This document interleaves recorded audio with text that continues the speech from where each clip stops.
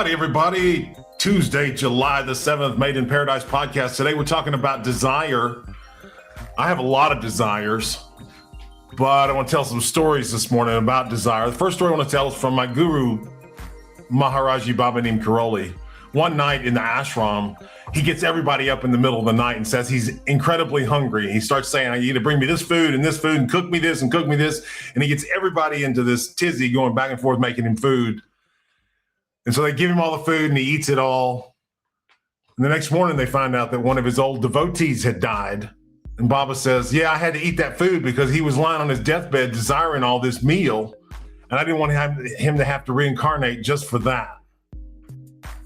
So that's story number one. Story number two is an old Buddhist master that had decided to leave his body. And he told all his disciples, "I'm going to leave my body exactly on this date and prepare yourself." And so the date came, he sat down, all his disciples sat down around him. And if you know anything about the way these masters leave their body, they very often just sit in the lotus position and they just leave, right? Their soul just leaves their body and that's it. He sits down in the lotus position and he's about to leave his body. And in the exact moment right before he leaves, this image comes into his mind of a beautiful deer standing in the forest. And instantly he reincarnated and became that deer. So that's story number two. And the third thing I want to say is that a devotee once asked a very wise master, "How long have we been reincarnating?" Right? And the master says to him, hang on, I got the wrong slide. "How long have we been on this journey of reincarnation?" He replied, "Imagine a mountain 3 miles wide, 3 miles high, and 3 miles long. Once every 100 years, a bird flies over the mountain holding a silk scarf in its beak, which it brushes across the surface of the mountain. And the time it would take for this scarf to wear the mountain down is how long we've been reincarnating." One time I asked the artificial intelligence how long this would actually be, like if the bird actually did this, and it said it would be longer than time itself. So in that respect, we're going to talk about desire today. We'll start with Darren Fingleton. What's your number one question about desire? My number one question about desire is my biggest thing is in the Bible, Matthew 6:19-20, it says not to invest in things that aren't permanent, but desire always is something that's permanent, right? We desire money, success, or temporary money, success. Yeah. Desire is always something temporary. I mean, you say the Bible says, "Store for yourselves treasures in heaven, where moth and rust do not decay, where thieves do not break in and steal." But so how does that? How are these spiritual teachings actually helping us in today's world? Because everyone's running towards that direction. Well, that's what you came here for. You came here to exhaust the desire. So you have to exhaust it, like with the old Buddhist, right? Who becomes the deer. You have to exhaust all the desire. You cannot be desiring even a Krispy Kreme donut. You're going to reincarnate for that purpose. You're going to exhaust every single desire you have before you reach moksha, liberation, freedom, get away from this world of suffering. That's how you get out, is you exhaust all the desire. And we have hundreds of examples of saints who've done that and who tell us that is the way to get out, right? You can't desire anything. Well, the only way you can get to the place of non-desiring is you have to be thinking about someone else all the time. You can't be thinking about yourself, because thinking about yourself in and of itself is the desire. Now, if you, for example, a bodhisattva is a saint who incarnates here, who has already reached illumination and incarnates here under the desire to help others. You can't incarnate without desire. Desire is the basis of the incarnation to begin with.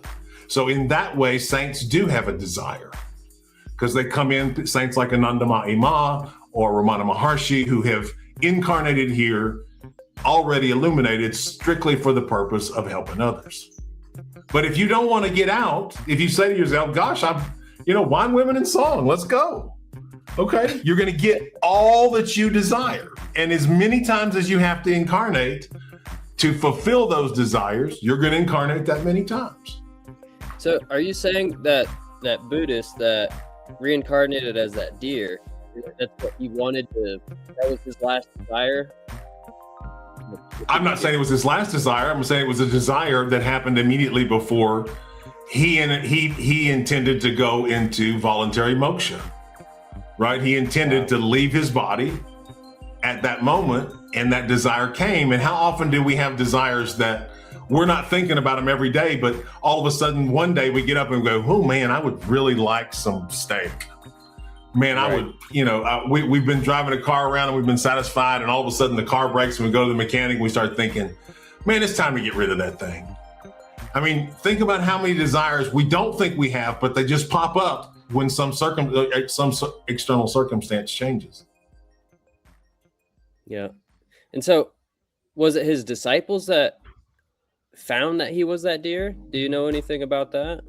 I don't know that. I don't know the rest of that story.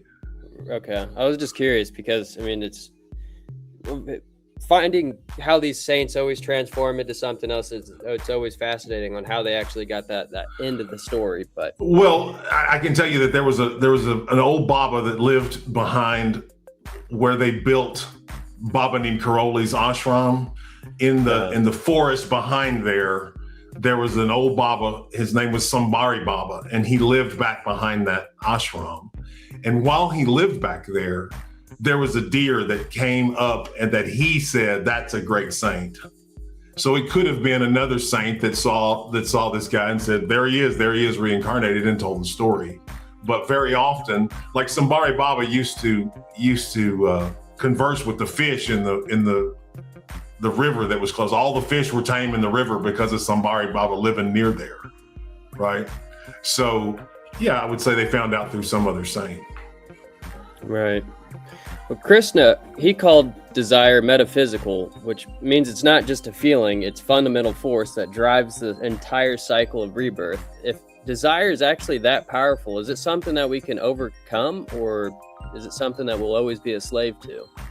Well, no, you can overcome it because you overcome it when you become illuminated.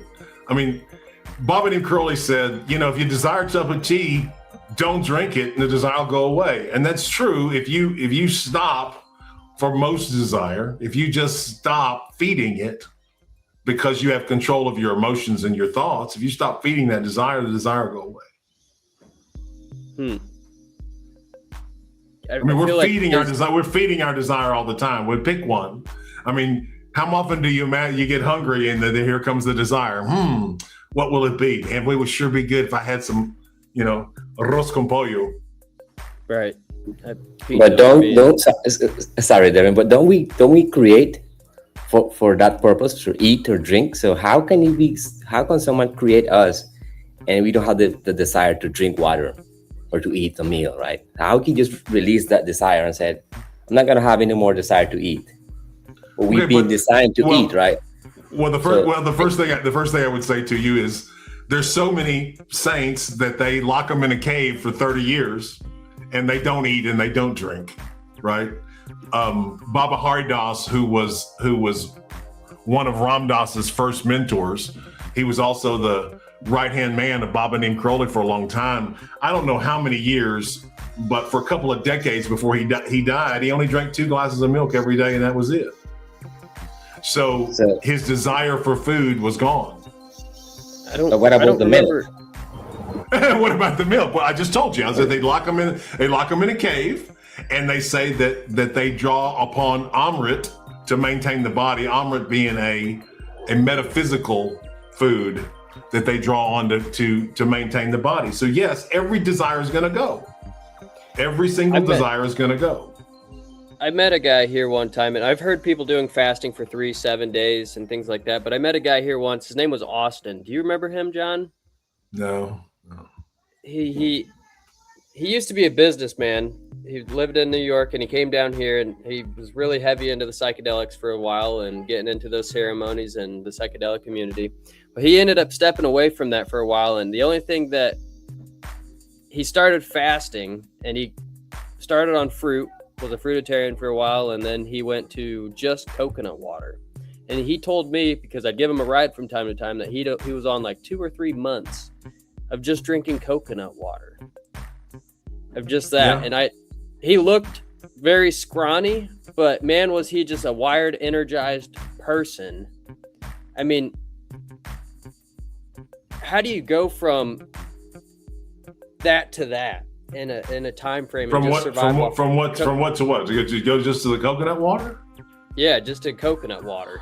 Well, I don't know about coconut water specifically, but when you said that, it brought back the idea of some fruitarians who were in the valley who they had a brand new baby, and the baby was not doing well because they were only eating fruit, and thus the breast milk was not nourishing the baby, right?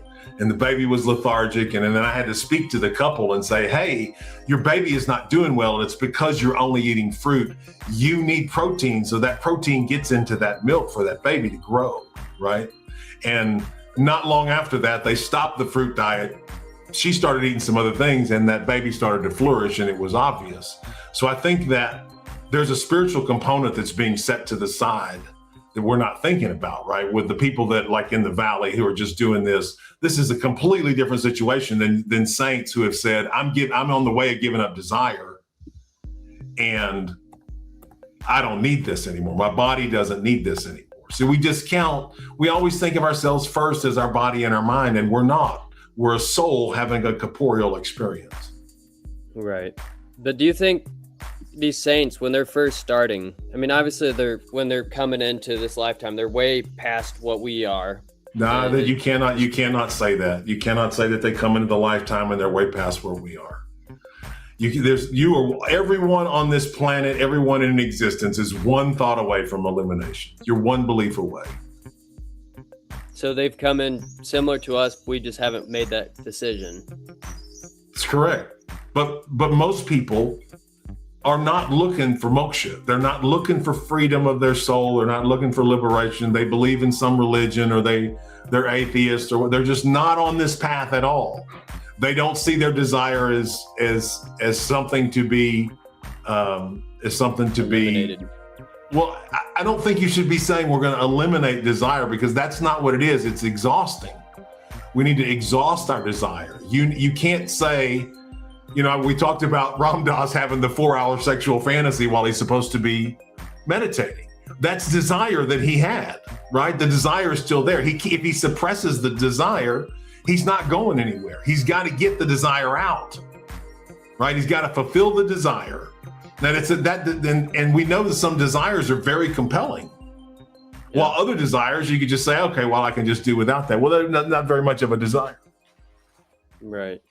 Interesting. So in the Bhagavad Gita, it says that the internal enemy of the wise, but without desire, nothing gets built and nothing gets done. So is desire an enemy, or is it the engine that really keeps us turning? You come here to desire. The basis of the whole universe is desire. It started with desire, right? If there's no desire, there's no creativity. And the universe is creativity. So God is creativity. God is desire. But you have to say, okay, I'm done with the desire of earth and all that goes with it. I'm finished with that. I can't tell you if there's other desire in other places, but when I think of, for example, Sri Yukteswar, who was illuminated, left this planet, went to another planet that was non-physical, and he told Yogananda in a vision, I'm there helping other people work out subtle karmas. Well, if there's subtle karmas, there must be subtle desires, because they can't exist. One karma doesn't exist without the other, right? Loka is the name of that world where he went. Loka. So in business specifically, how can one desire success is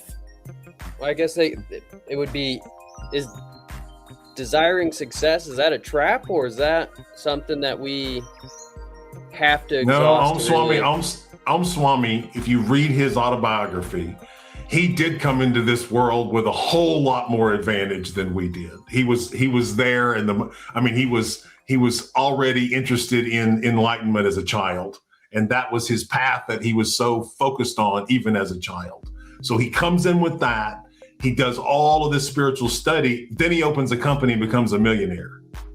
Then he takes that company, he renounces all the money, and he goes into the Himalayas and meditates 23 hours a day for 7 months until he has his vision of the Divine Mother, which is his illumination, and then starts his ashram. So, no, I mean, he went from almost enlightened to enlightened through desire in this lifetime. Okay. So last question. If there's one desire you can eliminate from yourself right now, what desire would that be? Are you just like, I just want it one more time and then it's gone. It's gone. I don't want it anymore. The thing about eliminating desire, right, is to eliminate the desire is to get off your path. The desire is there. It was given to you. You're supposed to fulfill it. And so when you say, I want to eliminate it, what you're saying is I don't want to go through that trial. I don't want to go through that class. I'm electing not to go through that class. How do you graduate in university if you just say, that class, I'm not taking that one? You can't get away from that. So I don't look at my desires that way. I look at them and I say, what's back of this desire? What do I really want? Because with every desire, we never want the thing. You don't want the car for the car. You want the car because you want reliable transportation. You want status. You want to not have to fix your old car. But you don't want the car for the car. There's always a feeling behind whatever the desire is. Well, if there's no feeling behind it, the desire doesn't exist. Specifically, what I was thinking is like everyone wants to say, I want to jump out of an airplane once. I see. Skydiving once. So I see. That's the kind of thought that I had for that one desire. I think I would just like to be in a room with a person that I was fairly certain was illuminated, just to see what that's like. Sam Harris is a very famous atheist. He's one of the four horsemen. And you should look up on YouTube with him trying to describe what it's like when he's in the room with Papaji, who is supposedly an enlightened being, and how contagious whatever the aura is or the field of energy is, and how he describes that as an atheist. I think it's very, very interesting. I would like to meet an illuminated being in person, but it's not that kind of desire where I think if I don't do that, my life's going to be incomplete. Right. Because I know that if I have a desire and it doesn't get fulfilled, guess what? I'm coming back and I'll fulfill it next time. Yep. I think you should hang that photo up like you did with Halle Berry. Well, maybe one day. Well, I have the Om Swami photo, right? And he's actually invited me to go there, but I would like to go not in a rush. I would like to go for a month or 2 months at a time, which means the two of you have to be capable of handling the ship while the captain takes a sabbatical vacation. Anthony Ferguson, what do you got for us this morning on desire? What really drives human desire? Incarnation. I mean, you when you enter into this world, you choose this world and say, I'm going to take this incarnation. You're desiring to do that. You're desiring to do that. Take the lesson. Go to school. So let's say you have this desire, right? So you haven't fulfilled the desire. That means immediately you're going to reincarnate over and over until you fulfill the desire. That's correct? All of them, yes. All of them. So it's weird because for example, if you reincarnate as an animal, how will be the end of the desire? You come to the world, you want this, you want that, you want car, you want money, you want whatever, and then you reincarnate with all the money, cars, and all that, and you desire probably a nice family. You reincarnate again. You have the nice family, but you don't have car. So you desire to have a car. You reincarnate. But you had the car before, because you're taking your tendencies with you every time. So your desire, your karma is going with you every time. Your karma is your mind, and those tendencies of your mind are going to go with you no matter what. When you reincarnate, you won't reincarnate as someone who's mean. You're not going to do that. At your soul, if your soul is kind, it's going to continue to be kind. So it's our tendencies that we carry with us. So if we have that materialism tendency, it's just going to keep going with us. But if you're not attached to something, if you're not attached to the car, you can still have the car and not be attached to it. You're not, that's not a desire that's going on. Say, I got to have a car. No, here's the car. I'm not attached to it. It's a vehicle. I use it to go around. If I lose it, okay, I lose it. See, there's no desire attached to that object. Right. So what's the difference between desire and greed? Because it's easily could Greed be is desire broken. Greed is desire gone haywire, right? And it's when you take desire and you add fear to it, you get greed. Mm-hmm. So can a desire ever be completely satisfied? Absolutely. In which way? Oh, absolutely. You get. I mean, I do not have. For example, if I had to get into a new relationship, something happened, Adri died, I was going to get in a new relationship. I don't have any desire to be with someone significantly younger than me ever again. I've exhausted that desire. Because I'm not saying anything against Adri. I've spent 14 years of my life training her, educating her, all of those things. But now when I look at women who are 20 years old, I think, oh my goodness, I have the opposite of desire, right? Because I know at my age, sex is no longer the most important thing like it is when you're 20. But there's so many other things that are important. So my desires have completely changed throughout my entire life. And there's things that I desire when I was 20. Ambition, the rat race, climbing the corporate ladder. I had all of those desires before, and now they just don't exist anymore at all. I used to desire so much to be in business and be successful in business. And I can tell you honestly now that my desire to look at rainbows, butterflies, and hummingbirds is greater than that. Wow. So can excessive desire destroy happiness? You bet. That's what most people are sitting around unhappy with the way things are because of some unfulfilled desire. Right. So to stop this let's say this loop of coming back of reincarnation, should we always follow our desires and fulfill it? Well, what if we have a really negative desire? What if we have a really negative desire? We want to kill somebody, right? We've gotten so angry. We want revenge. Should we fulfill that desire? No. But we're not actually what we want. We don't want to actually kill that person. We want to feel a certain way. Right. You see, so the desire is a misplaced desire. We think I have this desire for revenge, but that's not really what the desire is. The desire is behind that desire for revenge. Do you understand? Right. I'm not wanting revenge against that person. I want to feel a certain way. Mm-hmm. I want to gain back what I've lost. I want justice for the injustice. So there's something behind that desire. So no, you should not just get out and go run after all your desires. You can, but there's going to be consequence. So that's why I say always look for why do you want what you want. Same thing when you're making a vision board. People make a vision board. We talked about having a private plane before.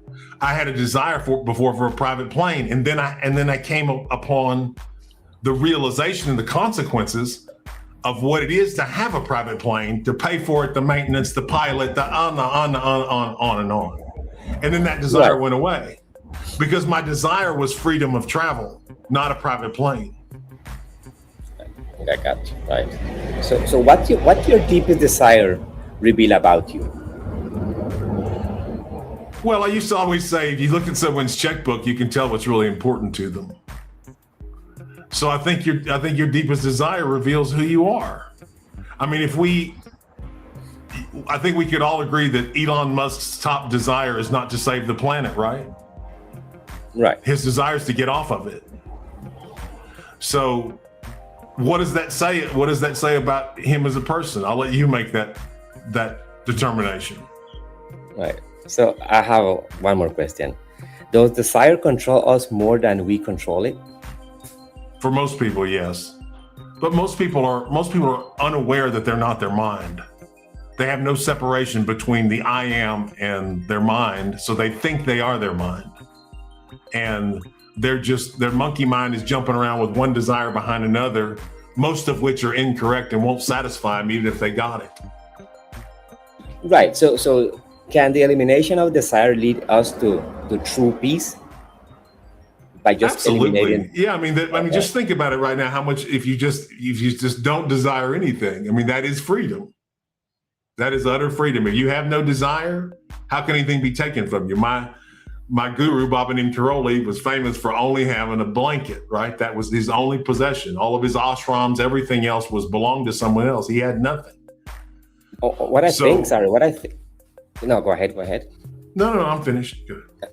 What I think is that all of us experience the release of desire in certain moment of our life, because whenever you focus in the present moment or in your breath, you realize that there's no thought going on, there's no desire, there's no need. So I think we experienced that before. We are not doing it so constantly, right? So we are immediately, when we saw that there's no thoughts, we choose to think on something. That's correct. To keep on something. But most people don't think that they're choosing. They just think that they're carried along by their mind. There's a saying that says, the mind is a wonderful servant and a horrible master. And that's true.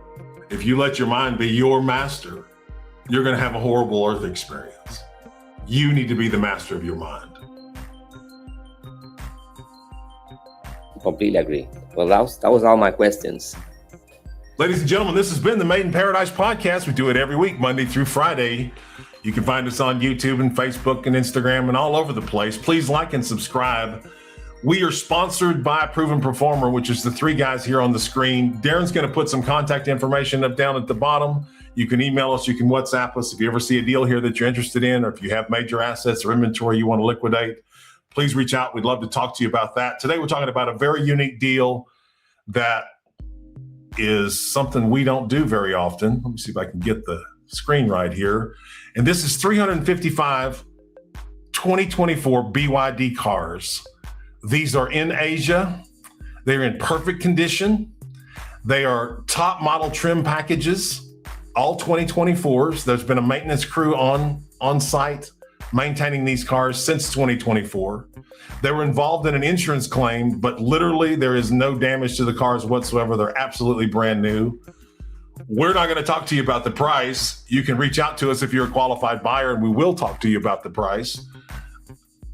The retail value of these cars is $19 million. The stated wholesale value is $12,500,000, and the price of these cars is an absolute bargain. So if you are a qualified buyer and you'd like to talk about this, please reach out to us. These cars can't come into the United States because of the tariffs, so they have to go someplace else. Someone asked, do they have salvage titles? They do not. They all have pre-titled. They've never been titled before. They do not have salvage titles. We have all the VIN numbers. We have all the information about the cars. We got lots more pictures and the price. And if you're interested in them and a qualified buyer, please reach out to us. We'd love to talk to you about these cars. They have to be a take-all. 355 brand new 2024 BYD cars. Wow, what a deal. 93% of these cars are top-end trim packages. They're beautiful cars. They really are. They got some incredible features even the Teslas don't have. So if this is for you, you know somebody, reach out and talk to us. We'd love to talk to you about these cars. Ladies and gentlemen, it's been the Made in Paradise podcast, and we're going to see you tomorrow. Have a fabulous day.